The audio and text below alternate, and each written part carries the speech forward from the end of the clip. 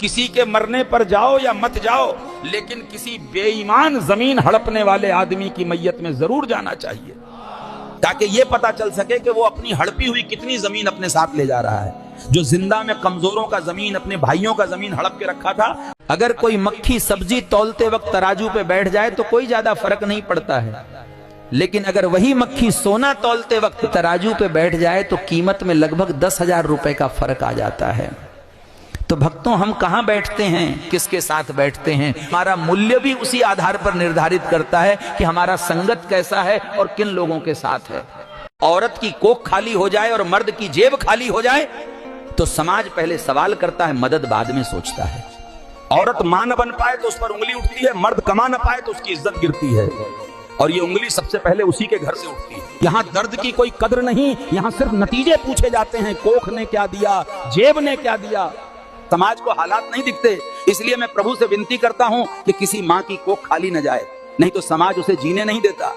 कुछ माँ बाप कहते फिरते हैं कि मेरे बुढ़ापे का सहारा मेरा बेटा बनेगा या मेरी बेटी बनेगी, लेकिन असलियत यह है कि न बेटा और न ही बेटियां आपके बुढ़ापे का पूरा सहारा बन पाती हैं, क्योंकि बेटा दिन भर परिवार का खर्च चलाने में व्यस्त रहता है और बेटियां अपने ससुराल को संभालेगी, ना कि आपके घर को। सही मायने में आपके बुढ़ापे का सहारा आपकी बहू ही बनती है। सुबह से लेकर रात तक दिन भर आपके पीछे वही रहती है, इसलिए समय रहते उसकी कदर कर लीजिए, वही आपका बुढ़ापा संवार देगी। कोई तुम्हारा साथ नहीं देगा शुरुआत में, पर जीत के बाद सब कहेंगे यही तो हमारा भाई है। बस फर्क इतना है, कल तुम कामयाब नहीं थे। लोग हंसेंगे, ताने देंगे, रोकेंगे भी, पर याद रखना, तू अगर रुक गया तो जीत उनकी हुई बे, और तू चल पड़ा तो कहानी तेरी। दूसरों की बुराई करने वालों के साथ कभी मत बैठो, क्योंकि जैसे ही तुम उठोगे अगले पल बुराई तुम्हारी ही होगी। जो दूसरों को नीचे दिखाकर हंसते हैं वो भरोसे के लायक नहीं होते। आज निशाना कोई और है, कल बारी तुम्हारी भी आएगी।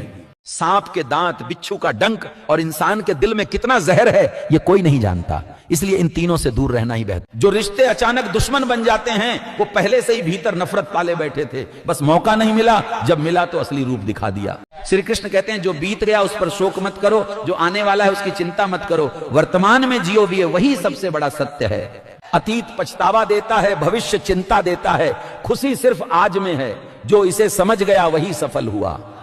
आज सगा भाई ही भाई का हक खा रहा है और गलत काम में गांव घर के लोग भी साथ देते मिले हैं, पर याद रखना, किसी का हिस्सा खाना लाभ नहीं, अपने लिए विपत्ति तैयार करना है। भगवान के घर देर है, अंधेर नहीं। छीना हुआ हक एक दिन न्याय बनकर लौटता ही है।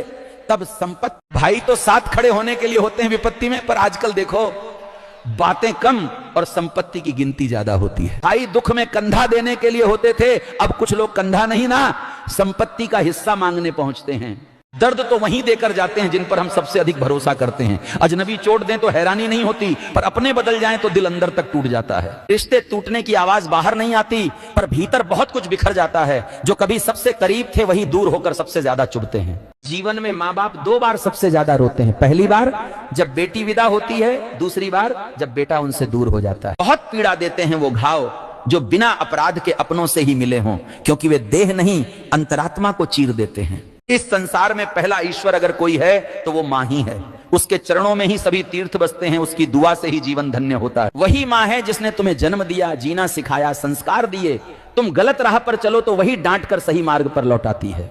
श्री कृष्ण कहते हैं कर्म करो, फल की चिंता मत करो, क्योंकि चिंता तुम्हें कमजोर बनाती है और कर्म तुम्हें विजेता। अच्छे समय में अभिमान मत करना और बुरे समय में निराश मत होना। समय कभी एक जैसा नहीं रहता, वो भी परीक्षा है, ये भी परीक्षा है। कसाई जिस मुर्गे को काटने के लिए पिंजरे से बाहर निकालता है, केवल वही मुर्गा चीखता है, बाकी तो अपना चारा खाने में मस्त रहते हैं।